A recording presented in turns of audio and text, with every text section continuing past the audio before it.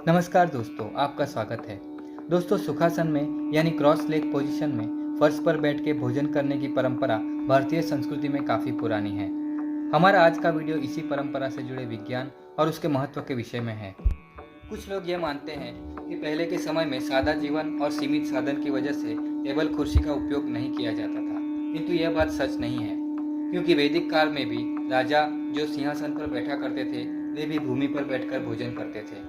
दरअसल यह एक योगिक पोजीशन है। योगासन के अनुसार यह अर्ध पद्मासन की स्थिति है, जिसे सुखासन भी कहा जाता है, क्योंकि इस स्थिति में शरीर एक सम्यक एवं शांत स्थिति में होता है। कोई भी व्यक्ति कुर्सी पर बैठा हो या सुखासन में बैठा हो, दोनों स्थिति में शरीर और मन की सम्यकता का अनुभव प्रत्यक्ष कर सकता है। हाँ, यदि वह अपने जीवन में कभी सुखासन में न बैठा हो, तब उसके लिए यह स्थिति में बैठ पाना मुश्किल हो जाता है, क्योंकि उसके घुटनों के जॉइंट्स को इनकी आदत नहीं होती। चलिए जानते हैं सुखासन की स्थिति में बैठकर भोजन करने से क्या लाभ होते हैं और इस स्थिति में बैठकर भोजन करने के पीछे का विज्ञान क्या है। सुखासन की स्थिति में रुधिर का प्रसार पाचन तंत्र के लिए उचित तरह से होता है। इस स्थिति में पेट में जो पाचन संबंधित स्राव होते हैं वह सही तरीके से काम करते हैं और यह पाचन प्रक्रिया के लिए लाभकारक होता है। जब सुखासन में बैठकर खाना खाते हैं तब शरीर को आगे की ओर थोड़ा झुकाकर निवाला मुंह में रखा जाता है। इस प्रकार भोजन करने से पेट के पाचन अंगों पर होने वाली हिलचाल पाचन के लिए और भी लाभकारी होते हैं। सुखासन की स्थिति में वेगस तंत्रिका जो पेट से मस्तिष्क को संकेत पहुंचाती है वह सही तरीके से काम कर पाती है, जिससे पेट में जब उपयुक्त मात्रा में भोजन ग्रहण हो जाता है तब मस्तिष्क को पेट भर गया है यह संकेत सही समय पर मिल जाता है।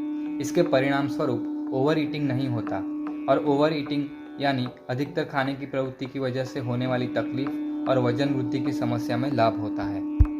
पैरों को मोड़कर बैठने के कारण ज़्यादातर रुधिर पाचन तंत्र के लिए प्रसारित होता है, जो पाचन को सरल करता है।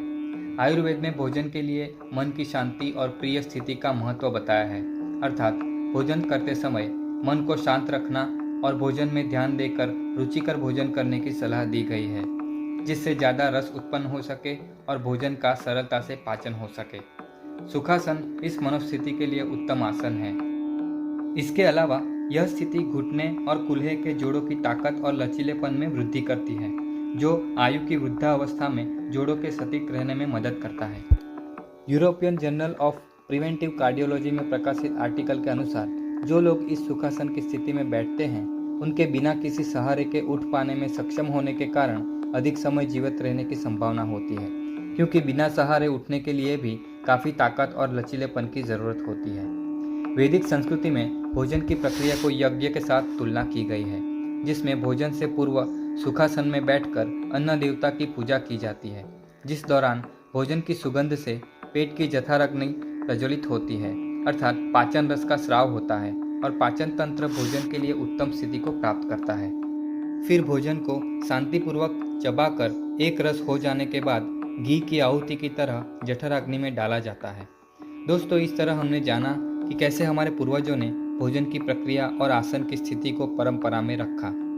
चैनल का उद्देश्य इसी तरह की भारतीय परंपरा और इसके पीछे का विज्ञान को आप तक पहुंचाने का है। अन्य परंपराओं के विज्ञान के बारे में आप हमारे अन्य वीडियो में देख सकते हैं। यदि आपको हमारी यह जानकारी अच्छी लगी हो तो चैनल को सब्सक्राइब जरूर करें, ताकि अन्य वीडियो आप तक पहुंच सके। धन्यवाद। जय श्री कृष्ण।